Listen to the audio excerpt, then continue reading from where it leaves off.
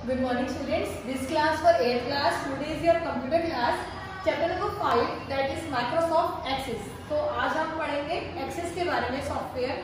अभी तक आप लोग जो पढ़ते आ रहे हो वो Microsoft Office के अंदर वर्ड पढ़ लिया आपने, MS Excel पढ़ लिया, MS PowerPoint पढ़ लिया. अब हम पढ़ेंगे Access के बारे में कि Access किस तरीके से हमारा फायदेमंद है. तो सबसे पहले यहाँ पे लिखा है all organise and well plan organisation for their growth and development depend heavily on the collection and management of their records. यहाँ पे बोला गया है कि जितने भी बड़े बड़े ऑर्गेनाइजेशंस होते हैं, इंस्टीट्यूशंस होते हैं, उन सब की जो ग्रोथ होती है कि वो किस तरीके से बढ़ रहे हैं, वो किस पे डिपेंड करता है, वो हमारा उनके रिकॉर्ड्स पर कि उन्होंने किस तरीके से अपने चीजों को सबको मैनेजमेंट कर रखा है. For this they need some form of help, preferably a software program that enables them to function properly.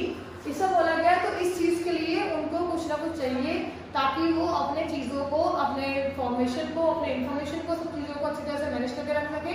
तो इस चीज के लिए एक सॉफ्टवेयर बना गया है ताकि इन सब चीजों को हम अच्छी तरह से मैनेज करके रख सके. In such organisation large amount of data are collected which is known as database. तो ऐसी ऑर्गेनाइजेशन के लिए एक हमारा सॉफ्टवेयर बना गया है जिसमें सारा तरीके का large amount of data collected हो सकता है और उस लार्ज अमाउंट ऑफ डाटा को हम क्या बोलते हैं? डाटाबेस बोलते हैं. The software that helps to perform database related function is called relational database management system. इस तरीके के सॉफ्टवेयर को हम क्या बोलते हैं? जो कि सारे डाटाबेस को सबको अच्छी तरह से परफॉर्म करके रखता है, संभाल के रखता है, उसको हम रिलेशनल डाटाबेस मैनेजमेंट सिस्टम कहते हैं, जिसकी शॉर्ट फॉर्म है RDBMS. और इस सॉफ्टवेयर को हम बोलते हैं MS Access. तो बेसिकली MS Access वो सॉफ्टवेयर है जहां पर हम काफी अमाउंट का डाटा को इजीली अपने पास स्टोर करके रख सकते हैं.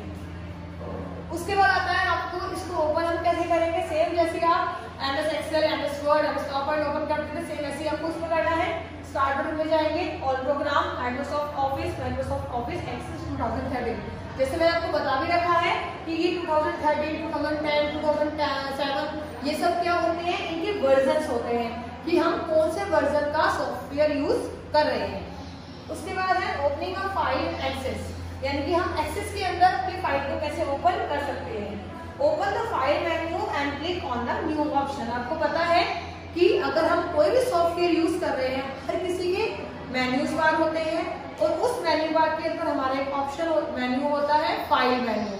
तो उस फाइल मेन्यू के अंदर हम जाएंगे, क्लिक करेंगे एंड देन वहां पर हमारा न्यू ऑप्शन आएगा. तो न्यू ऑप्शन पे आप क्लिक करोगे तो आपका जो फाइल है एक्सेस के अंदर वो ओपन हो जाएगी.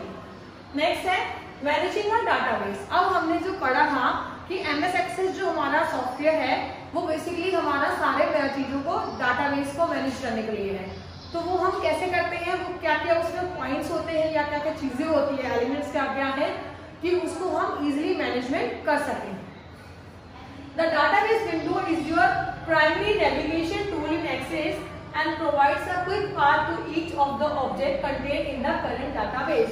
यहाँ पे बोला गया है डाटाबेस विंडो क्या है? एक हमारी प्राइमरी नेविगेशन है. नेविगेशन की वो हमें एक रास्ता बताती है कि हम कैसे अपने चीजों को, अपने इंफॉर्मेशन को हम कैसे सेव करके रख सकते हैं. एंड ये हमें प्रोवाइड करती है क्विक पाथ, एक बहुत जल्दी का पाथ, ताकि हम उसको अपने जो करंट डाटाबेस है उसको हम इजिली गैदर करके स्टोर करके रख लें. तो यहाँ पर आपके कुछ एलिमेंट्स दे रखे हैं उसके डाटाबेस के, जिसकी हेल्प से हम स्टोर करते हैं इंफॉर्मेशन को. सबसे पहला है टेबल. एक्सेस टू इंफॉर्मेशन या data in tables consisting of row and column. आपको पता है जो टेबल्स होते हैं वो हमारे कैसे बने होते हैं? रोज और कॉलम्स के थ्रू बने होते हैं. तो एक्सेस क्या करता है कि जो भी हमारा टेबल फॉर्म का डाटा होता है, इस तरीके का डाटा होता है रोज और कॉलम वाला, उसको स्टोर करके रख लेता है. नेक्स्ट है queries. A query in excess is a way of getting at the information stored in database.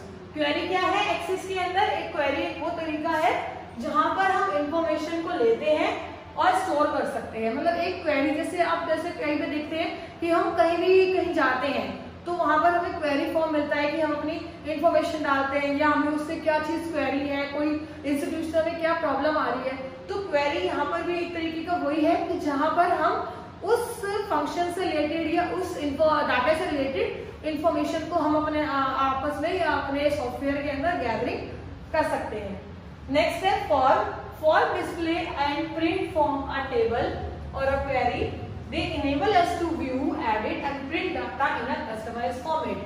For एक तरीका हमारा वो है जहां पर जो अभी हमने पढ़ा टेबल्स और क्वेरीज, तो उसको एक प्रिंटेबल फॉर्म में ला सकता है, उसके अंदर हम एडिटिंग कर सकते हैं, उसको हम देख सकते हैं।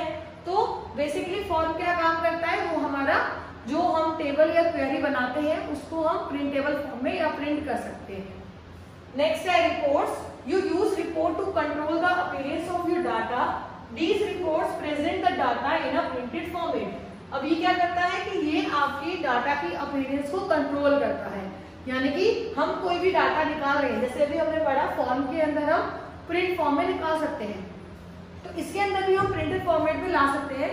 और इससे हेल्प क्या होती है कि ये हमें उसको सही तरीके से प्रिंट करने में हेल्प करता है। नेक्स्ट है macros. Macro allow you to manipulate data, open form and reports and automate any task is repeated और कॉम्प्लेक्स। ये क्या करता है हमारा मैक्रोस, ये हमारे डाटा को मैनिपुलेट मतलब चेंज कर सकता है कि हम जो भी फॉर्म में, रिपोर्ट्स में जो भी काम करते हैं उसको हम मैनिपुलेट, चेंजेस कर सकते हैं। नेक्स्ट है module. Module are program written in Visual Basic. Module make it possible to automate any database task. आपको पता है विजुअल बेसिक क्या होता है, विजुअल बेसिक हमारी लैंग्वेज सॉफ्टवेयर है, तो ये जो मॉड्यूल है ये हमारा विजुअल बेसिक के अंदर लिखा गया है और इसका काम क्या होता है, ये हमें पॉसिबल करता है कि हमारा जो टास्क है, जो हम काम कर रहे हैं, वो ऑटोमेटिकली वो काम होता जाए। तो हमने आज ये पढ़ लिया कि हम इसके अंदर मैनेजमेंट कैसे करते हैं। नेक्स्ट जो आप पढ़ोगे क्लास में वो है नेविगेशन, कि हम ये तो हमने पढ़ लिया कि हमारे कौन कौन से एलिमेंट्स हैं, लेकिन उसको हम कैसे क्लियरली कर सकते हैं, उस एक्सेस के अंदर हम डाटाबेस को कैसे हम स्टोर कर सकते हैं, वो हम नेक्स्ट क्लास में पढ़ेंगे। Okay, thank you.